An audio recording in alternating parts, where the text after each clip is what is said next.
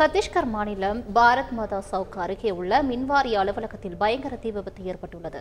இதுகுறித்த கூடுதல் தகவல்களை செய்தியாளர் ராஜாவிடம் கேட்கலாம். ராஜா, வணக்கம். தற்பொழுது மின்வாரிய அலுவலகத்தில் தீ விபத்து ஏற்பட்டதற்கான காரணம் என்ன? கூடுதல் விவரம்.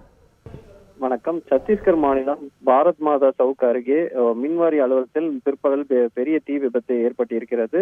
பலத்த காற்று காரணமாக தீ தொடர்ந்து பரவ தொடங்கி இருக்கிறதாகவும், அருகில் உள்ள கட்டிடங்கள், வீடுகள், கடைகள் மற்றும் அலுவலகங்கள் காலி செய்யப்பட்டிருக்கின்றன. அந்த பகுதியில் உள்ள மக்கள் உடனடியாக வெளியேறுமாறு ஒலிபெருக்கி மூலம் வேண்டுகோள் விடுக்கப்பட்டிருக்கின்றன.